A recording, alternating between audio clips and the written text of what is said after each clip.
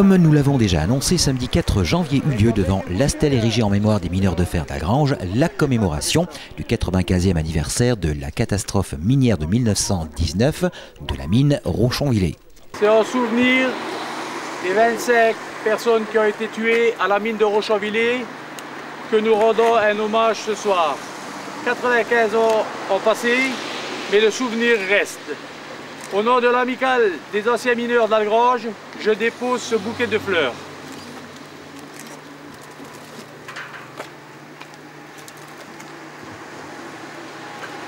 Et je vous demande une minute de recueillement. Merci. Les témoins de béton du passé sont encore là pour témoigner du riche passé minier d'Algrange. C'est le cas pour la mine du Penzbrouw, devenue mine de Rochonvillers après 1918.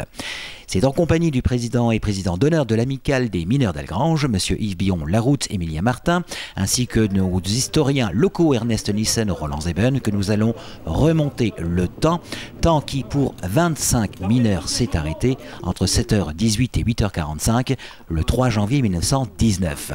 À peu près vers 8h45, le 3 janvier 1919, il y eut subitement un effondrement sans signe précurseur dans le secteur 7, un chantier avec piliers près de la mine Charles Ferdinand d'Étanges Grande. L'effondrement s'est produit sur une étendue de 200 par 250 mètres. La puissance fut telle que certains mineurs qui se sont trouvés sur le centre de l'événement ont été projetés à 75 mètres de leur lieu de travail. Des portes d'aération épaisses de 5 cm étaient complètement détruites et les wagonnets de transport étaient empilés en tas sur une hauteur de 4 mètres.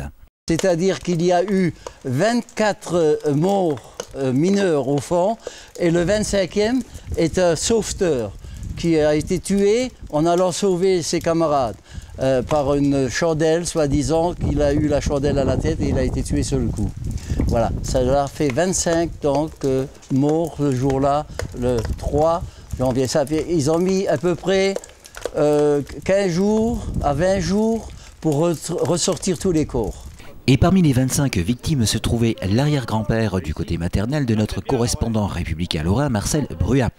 Luigi Menapas a été sorti le dernier en date du 25 janvier 1919. Complètement méconnaissable, il a été identifié grâce à la montre qui s'est arrêtée de fonctionner sous le choc à 7h18 et qu'il portait dans sa poche. C'est avec beaucoup d'émotion que Marcel a bien voulu nous montrer l'objet témoin de ce dramatique accident. Quelques mots sur les causes même de l'accident, causes qui ont d'ailleurs fait date dans l'histoire minière et qui ont été étudiées des années après. On a étudié pendant les années qui ont suivi dans les centres d'apprentissage qu'on a eu dans les mines et le service des mines qui formait les porions et tout ça. On a beaucoup parlé de la mine de Rochonvillers, de son accident. Parce que sur le plan géologique, il faut quand même qu'on se dise que le terrain qui est descendu, la plateforme qui est descendue de 400 mètres carrés, c'était une plateforme qui était soutenue par des piliers qui avaient été mal tirés ou mal travaillés, parce que ça c'est un fait.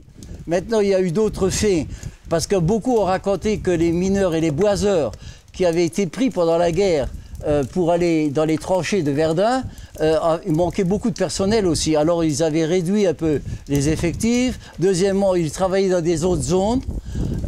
Et puis voilà, il a fallu que des grosses pluies. Il y a eu du mauvais temps, comme on en voit aujourd'hui, mais qui ont coulé, que l'eau a pénétré à travers les crevasses de la surface. Et paraît-il aussi que cela a une importance sur le plan géologique, que toute cette masse de 20 mètres d'épaisseur, hein, la Marne, a dégringolé d'un seul coup. Et qui a fait donc, comme un compresseur, a fait pression sur les galeries environnantes et où travaillaient tous ces hommes et ces gens qui ont été tués. On a retrouvé des wagons à 90 mètres du lieu de l'accident, à 100 mètres, un sur l'autre, même chargés. On a retrouvé les corps disloqués de tous les mineurs collés et complètement, si on veut, complètement écrasés quoi, sur les parois, sur les chandelles.